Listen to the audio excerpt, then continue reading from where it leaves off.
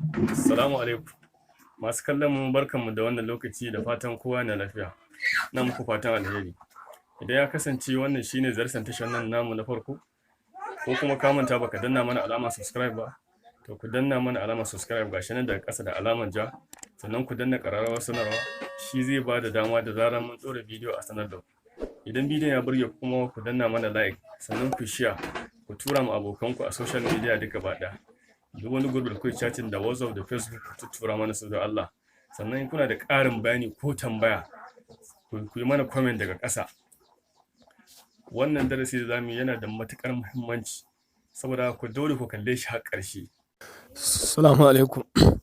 Masu kallon barkanmu da wannan lokaci da fatan kowa yana lafiya. A yau darasinmu na yau zan nuna muku yadda za ku yi updating ɗin WhatsApp ɗinku ba tare da ku rasa chatting ɗinku ba.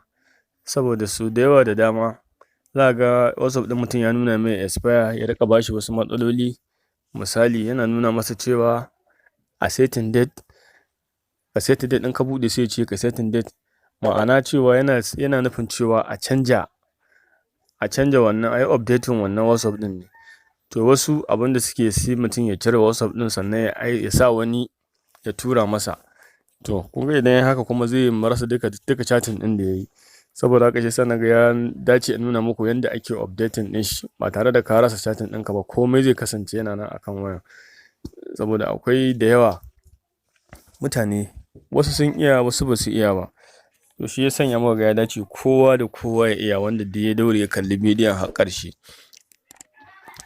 Kada ku manta ku danna mana alamar subscribe, sannan ku danna ƙararrawar sanarwa wanda zai ba da dama da zarar mun ɗora bidiyo a ringa sanar da ku. Sannan kuma kuna neman ƙarin bayani ku yi mana comment daga ƙasa, za mu ba ku ansa. Sannan ku yi like, ku yi share, ku tura ma abokanku. Abin da za ku yi da farko shine, idan WhatsApp ɗinku ya nuna muku cewa yana nuna muku a set date, kuna buɗe shi yana muku ya ƙi buɗewa, ya ƙi aiki, yana cewa ku set date and time. Abin da za ku yi shine za ku zo ku shiga cikin Play Store ɗinku na direct, kada ku cire na cikin wayar. To na cikin, kuka cire na cikin wayar zai goge komai da yake kan WhatsApp ɗin. Ko kuma ku ce wannan, sannan kuma ba lalle ne wani ya tura maka da wayar shi ta aiki ba. Na wani wayar ba ta ma wani, dole sai ka shiga Play Store ka ɗauko sannan ya wannan. Saboda haka shi yasa kowa yana da kyau mallaki Gmail account. Domin idan ba ka da Gmail account ba za ka samu damar ɗaukowa da kanka ba. Dole sai dai wani ya ɗauko ya tura ma.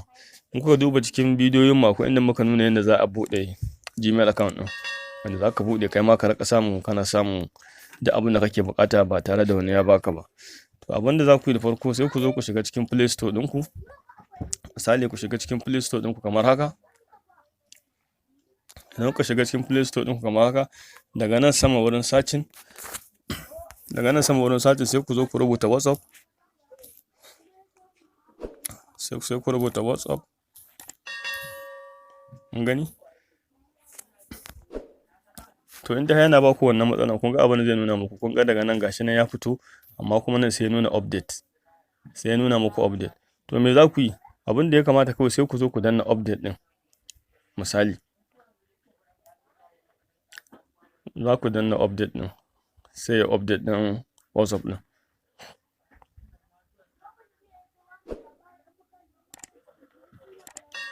Kun gani zai ɗauko muku update ɗin ne kawai ba tare da wani matsala ba. Ba wani nauyi gare shi ba, saboda already yana kan waya. Inda ainihin setup ɗin za ku ga cewa abin yana da ɗan nauyi, to amma da yake update ne, abubuwan da aka ɗan ƙaƙƙara su ne zai nuna muku.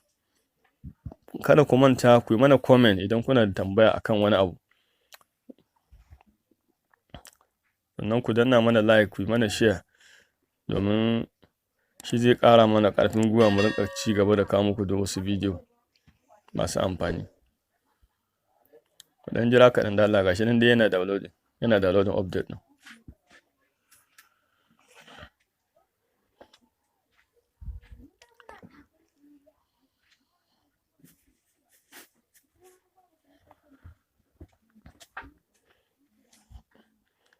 Ta wannan hanyar za ku bi ku yi update ɗin WhatsApp ɗinku ba tare da ku rasa chatting ɗinku gaba ɗaya ba.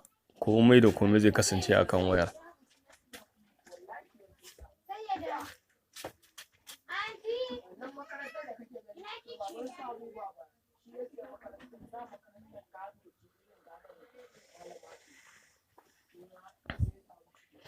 Dan ya haƙuri da network ɗin bai da ƙarfi ne, shi yasa ya hakan take faruwa. Har yanzu bai gama update ɗin ba, amma da zarar ya gama za ku ga abin zai nuna muku cewa shikenan.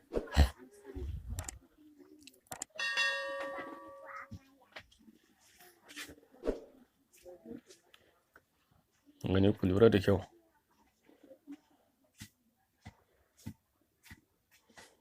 Shikenan gashi ya gama update ɗin shi yanzu yana installing. Yanzu duk abin da zai ɗauko zai nuna muku sabon feature, duk wani abu da aka ƙara akan WhatsApp naku ma zai aiki ba tare da kun samu wani matsala ba.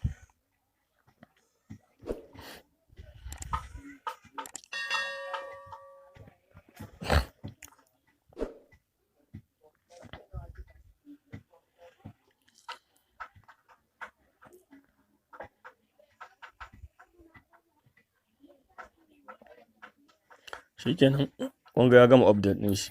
Idan da zaran kun buɗe kawai zai nuna, da zaran kun buɗe kawai shikenan zai kai ku sabon WhatsApp.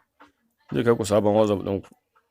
Saboda haka ta wannan hanyar ne za ku bi, ta wannan hanyar ce za ku bi ku update ɗin WhatsApp ɗinku.